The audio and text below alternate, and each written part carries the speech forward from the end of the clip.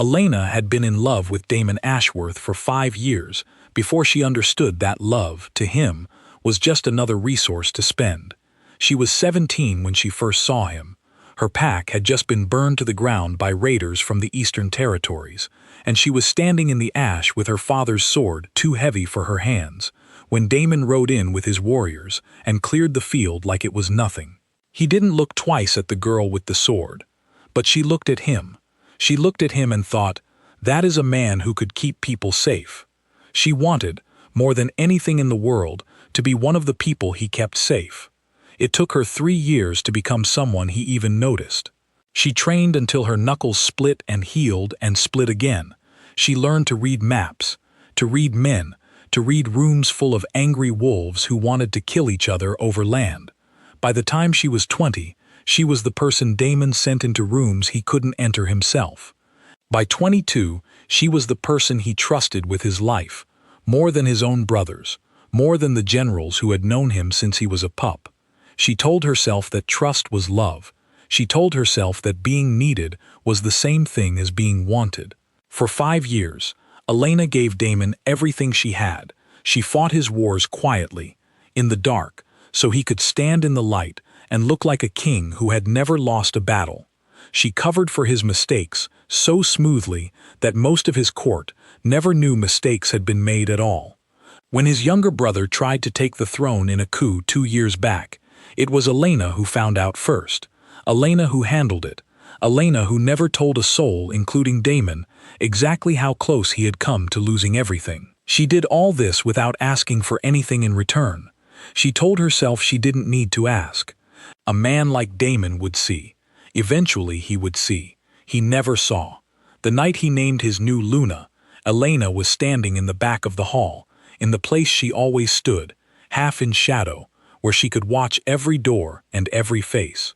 She had stood in that same spot for 5 years.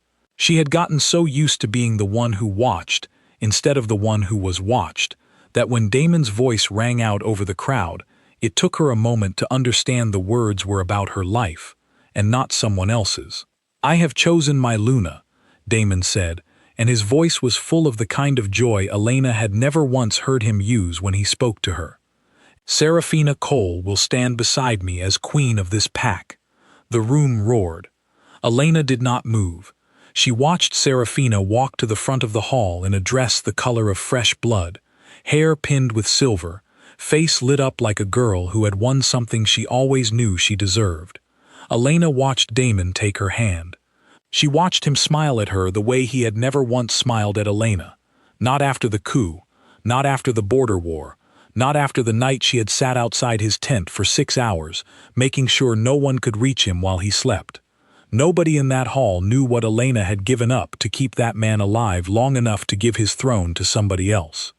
Nobody but her. She noticed, in that moment, that the pin in her hair had come loose. She reached up and fixed it. Her hands were steady. She fixed the pin 3 times before she realized her hands were not steady at all. That was the moment everything ended, though she did not know it yet. A rejection like that, in front of an entire pack, was not just heartbreak. It was a message, broadcast to every wolf in the room, about exactly how much Elena Voss was worth. And wolves, more than any other creatures on Earth, understood status. They understood who held power and who had just lost it. Within a week, the whispers started. Within a month, the whispers turned into something else. People who used to step aside for her in the hallways stopped stepping aside. Her orders, once followed instantly, were followed slowly or not at all. Damon, wrapped up in his new mate and his new happiness, did not notice any of it.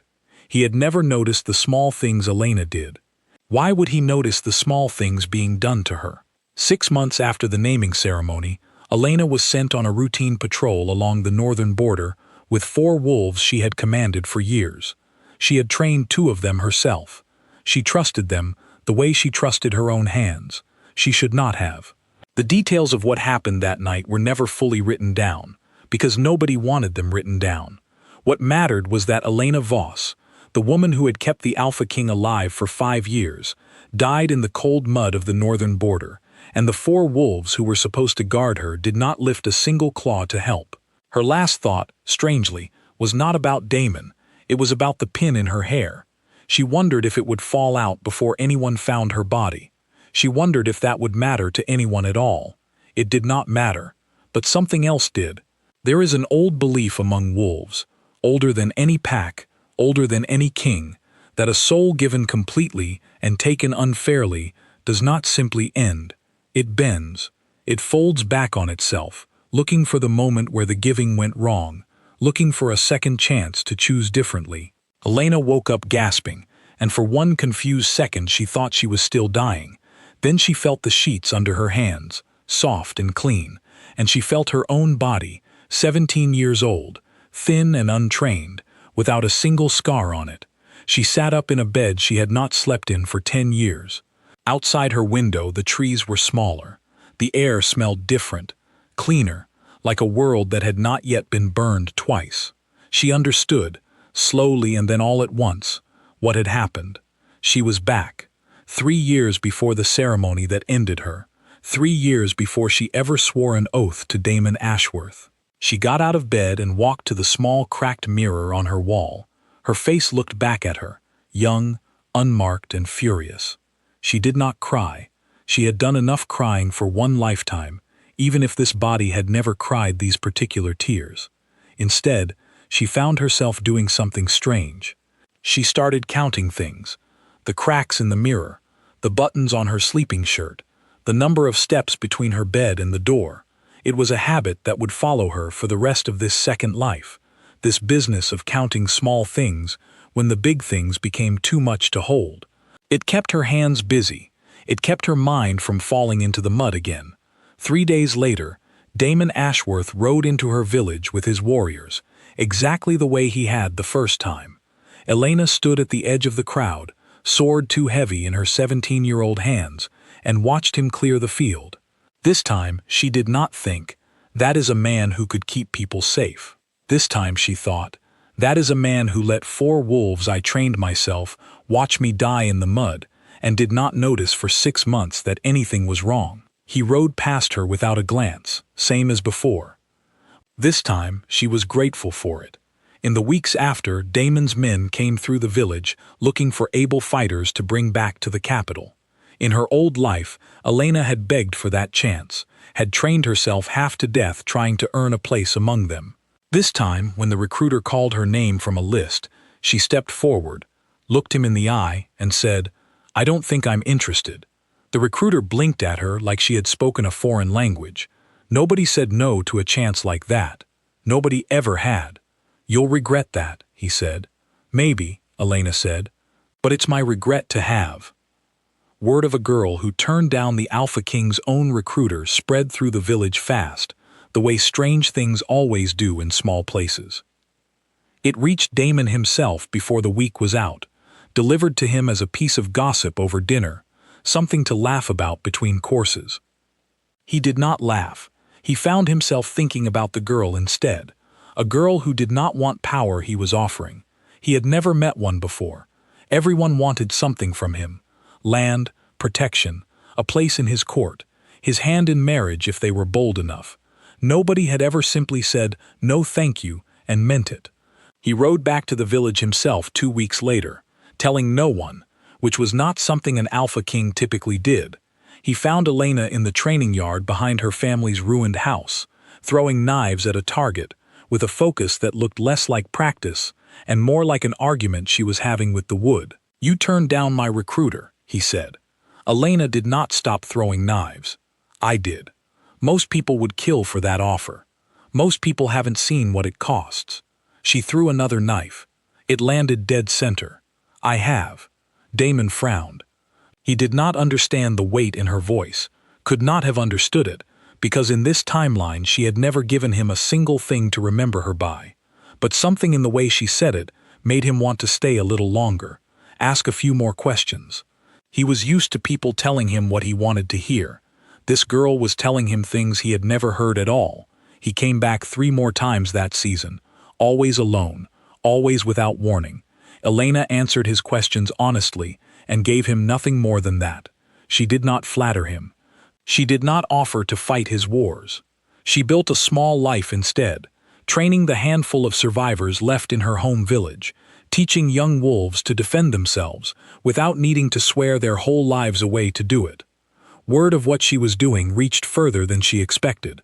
A rival alpha from the Western Territories, a man named Cale Thorne, sent a messenger asking if she would consider training a unit of his own guard. In her first life, Cale Thorne had been an enemy, a name attached to battles she had fought, and mostly won on Damon's behalf. Someone she had never once spoken to directly, only fought against from a distance. This time, there was no war between them for her to fight. There was only a letter, polite and a little dry, asking if she would come see his territory for herself, before deciding. She went. She told herself it was only business. Cale Thorne turned out to be nothing like the reports she remembered from the old timeline, the cold reports written by Damon's spies who had never actually sat across a table from the man. He was steady, in a way that was almost unsettling after years of learning to read a king who changed moods like weather. He listened when she spoke, instead of waiting for his turn to talk. When she counted the exits in his meeting hall out of old habit, he noticed, and instead of asking why, he simply pointed out 2 more she had missed. "You do that a lot," he said. "Count things." "It's a habit," she said. "Useful one. Keeps a person's hands busy when the rest of them wants to run." She looked at him for a long moment. Nobody had ever named the habit out loud like that. Not even Damon, who had watched her do it for 5 years without seeming to see it at all. "Yes," she said. "That's exactly what it does." Something shifted between them after that, small and quiet, the kind of thing that does not announce itself with music or fireworks. It was closer to the feeling of finally putting weight down after carrying it a long distance. Over the following months, Elena split her time between her own village and Cale's territory, training fighters in both places, building something that belonged entirely to her for the first time in either version of her life. She was good at it. People trusted her because she had earned that trust honestly, one training session at a time, not because she had made herself invisible and useful to a man who barely noticed she existed. Meanwhile, Damon kept coming back. His visits grew more frequent, though he told himself each time that it was only curiosity, only strategy, only wanting to understand a wolf who might one day be useful to his kingdom. He did not let himself look too closely at the real reason. Kings rarely do, until it's too late.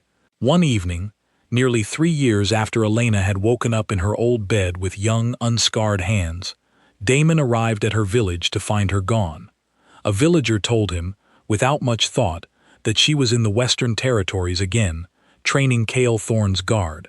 Something cold moved through Damon's chest, something he did not have a name for because he had never needed one before. Every other woman in his life had waited for him. This one kept walking away, further and further, and each time she did, his need to understand her grew instead of fading. He rode west without an escort, which was reckless for a king, and arrived at Cale's hall 2 days later, dust-covered and out of patience. He found Elena in the training yard, same as always, throwing knives, except now there was a rival alpha standing beside her, arms crossed, watching her form with the easy comfort of someone who belonged there. "Elena," Damon said. She did not stop throwing knives immediately. She finished the set first. 3 knives, 3 centers, same as always. Then she turned to him. "Damon, I need to speak with you. You're speaking with me now." He glanced at Cale, clearly expecting the man to leave. Cale did not move. Elena did not ask him to. Damon's jaw tightened. He was a king. He was used to rooms clearing when he wanted them cleared. He forced himself to say what he had come to say anyway, in front of an audience he had not planned for. "I want you at my court," he said, "as my second, as my closest advisor. I've never met anyone who thinks the way you do. My kingdom is missing something without you in it." In her old life, those words would have undone her completely. She would have packed her things that same night and followed him back, grateful, desperate, telling herself that finally he saw her. This time, she felt something much quieter. Not the wild joy she once would have expected, just a kind of tired clarity, like finally reaching the bottom of a very long staircase. 5 years, she said. Damon blinked. What? In another life, I gave you 5 years. I don't remember it the way you'd expect me to explain, and I'm not going to try. But I gave you 5 years of being useful, being invisible, being exactly what you needed, and never once being asked what I needed in return. And at the end of it, you looked right past me and married someone else in front of a room full of people who used to respect me. I died because of what that did to my standing in your pack. Died in the mud, on a routine patrol, because the wolves who were supposed to protect me decided I wasn't worth protecting anymore, and you never even noticed I was gone until it no longer mattered.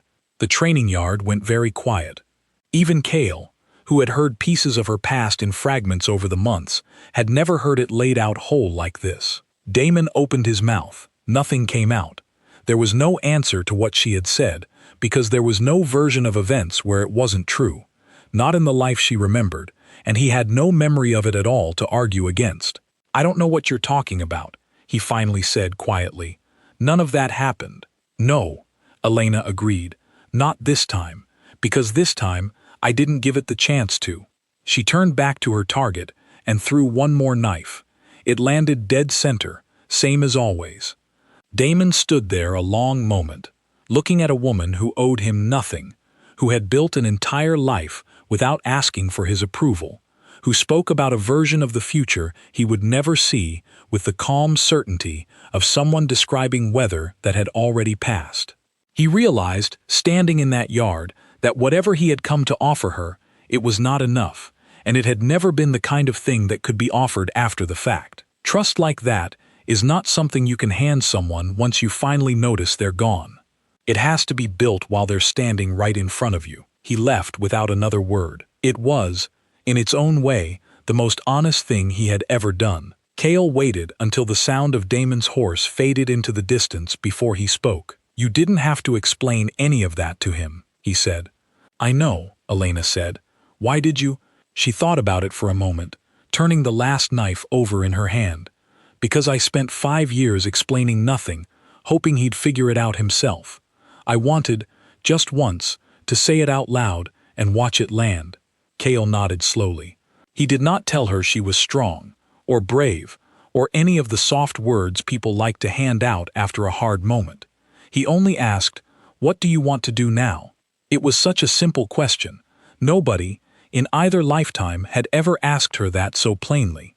Elena looked out at the training yard, at the fighters she had built from nothing, at the western hills that had, without her quite noticing, become something like home.